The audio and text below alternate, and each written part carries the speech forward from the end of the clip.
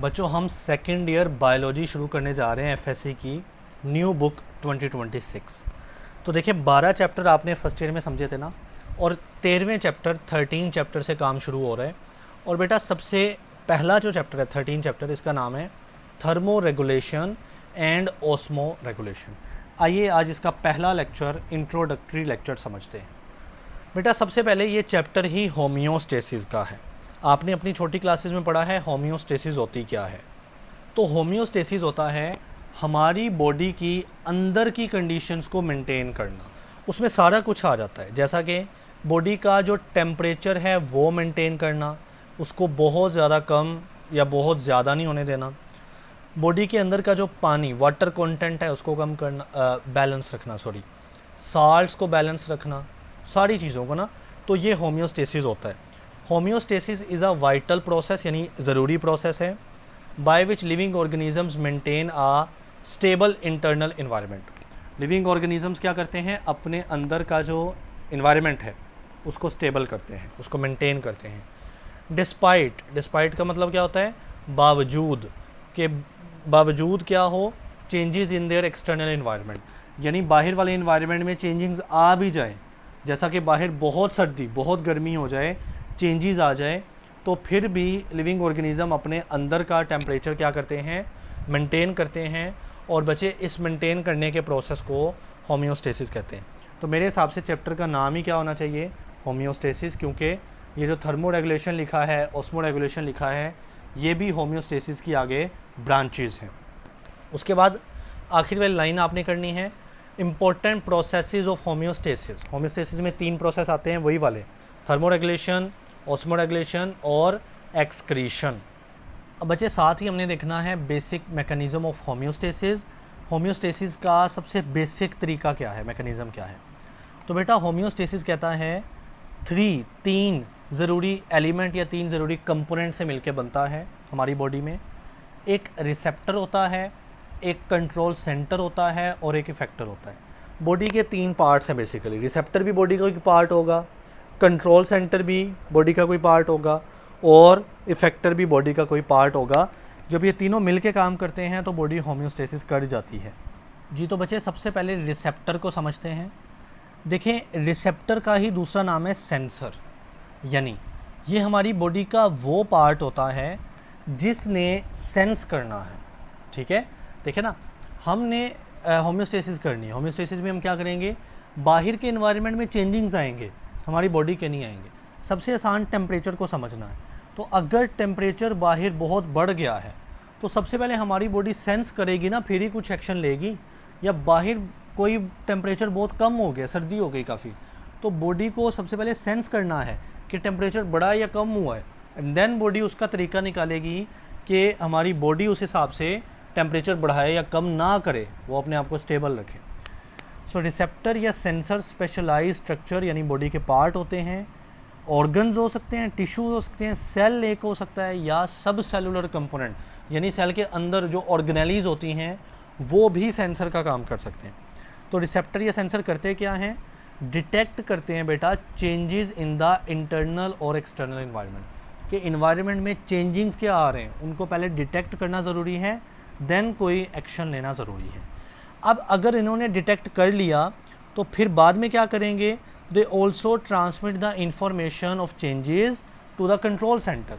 बेटा दूसरा कंपोनेंट है, पहला है रिसेप्टर, इसने चीज़ को डिटेक्ट करके इंफॉर्मेशन भेजनी है अगले कंपोनेंट यानी कंट्रोल सेंटर की तरफ। ऑलराइट, कहता है फॉर एग्जांपल, मिसाल के तौर पर, receptor cell present in the skin, हमारी स्किन के अंदर रिसेप्टर सेल्स होते हैं, can detect changes in the temperature. तो बेटा हमारी जो स्किन होती है वही तो हमें बताती है कि टेम्परेचर बाहर ठंडा है या गर्म है, तो वो रिसेप्टर है, यानी स्किन हमारी रिसेप्टर है। सिमिलरली एक और मिसाल है, receptor cell in the blood vessel. देखिए बच्चे, हमारी जो खून की नालियाँ हैं उनके अंदर सेल्स हैं, रिसेप्टर्स, सेंसर्स, और वो सेंस करते हैं ब्लड प्रेशर को। देखिए ना, ब्लड इनमें से गुजरेगा ना खून की नालियों में, तो उसका प्रेशर होता है, ब्लड के जो मॉलिक्यूल्स होते हैं वो दीवारों पे प्रेशर लगाते हैं। उसको डिटेक्ट करना या सेंस करना किसने है, ब्लड वेसल्स के अंदर मौजूद रिसेप्टर्स ने, ठीक है। तो कहता है रिसेप्टर सेल मौजूद होते हैं ब्लड वेसल्स में, can detect changes in the blood pressure, और वो ब्लड प्रेशर में चेंज को डिटेक्ट कर लेते हैं कि बीपी बढ़ा हुआ है या कम हुआ है, and pass information of the control centre, यहाँ पे आना चाहिए टू द कंट्रोल सेंटर, तो आगे इंफॉर्मेशन दूसरे कंपोनेंट यानी कंट्रोल सेंटर की तरफ जाएगी। अब बेटा दूसरा है कंट्रोल सेंटर। तो क्या होता है कंट्रोल सेंटर, आइए समझते हैं। कहता है the control centre receive information from the receptor. तो पहला बात वही है कि उसने रिसेप्टर से इंफॉर्मेशन लेनी है।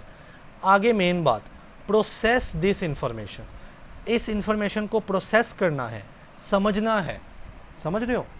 देखिए रिसेप्टर ने इंफॉर्मेशन कलेक्ट करनी है, कंट्रोल सेंटर को देनी है, कंट्रोल सेंटर ने उसको समझना है कि आगे मैं इस इंफॉर्मेशन किसके पास भेजूं, ये किस तरह की इंफॉर्मेशन है, यानी उसको प्रोसेसिंग करनी है, ठीक है, उस इंफॉर्मेशन को समझना है, और send appropriate message to the effector, और फिर आगे इफेक्टर को भेजना है। देखिए इफेक्टर भी एक आधा नहीं है, एक से ज़्यादा ही होते हैं, तो इंफॉर्मेशन ऐसे रैंडम इफेक्टर को नहीं भेज देनी, बल्कि ये कंट्रोल सेंटर कंट्रोल करता है कि ये इंफॉर्मेशन किसके रिलेटेड है, कौन सा इफेक्टर यहाँ पे काम कर सकता है, मतलब उसको समझना है, प्रोसेसिंग करनी है। जी बेटा, उसके बाद आपने ये कर लेना, दरमियान वाली वही बात है।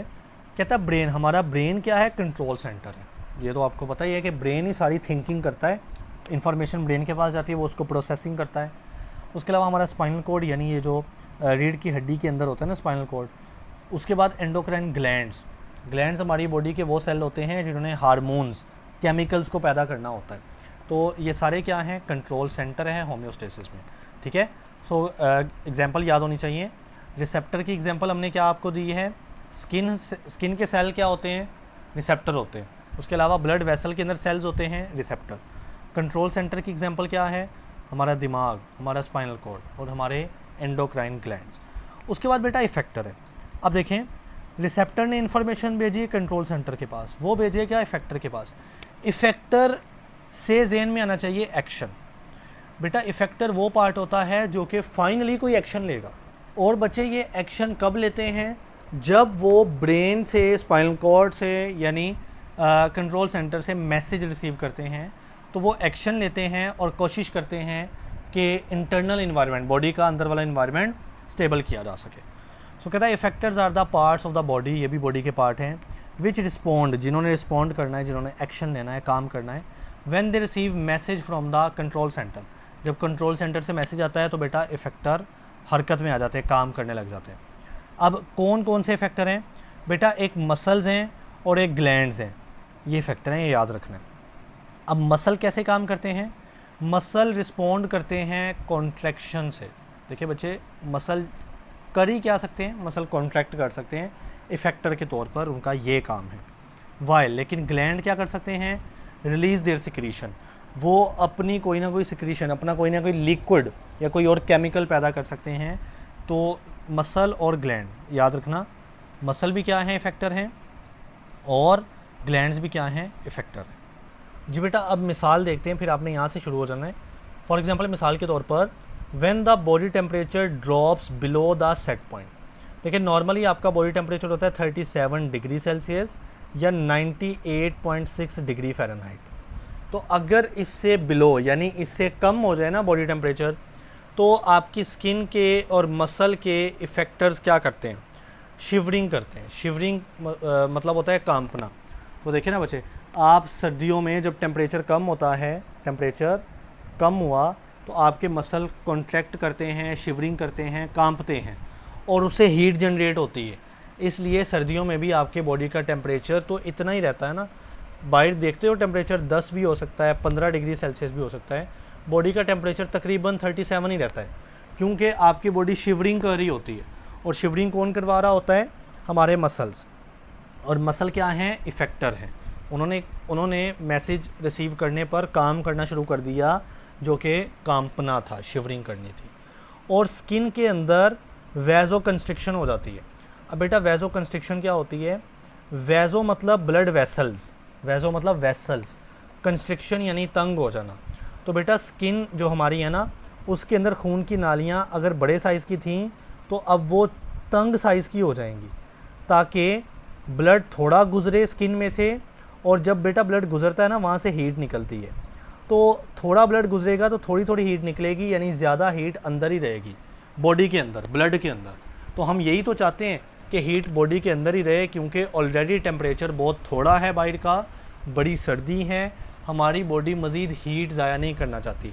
तो हमारी बॉडी में इफ़ेक्टर दो काम करते हैं। मसल क्या करते हैं, शिवरिंग करते हैं, कांपना शुरू हो जाते हैं, और स्किन के अंदर ब्लड वेसल्स क्या कर जाती हैं, वैज़ो कंस्ट्रिक्शन कर जाती हैं।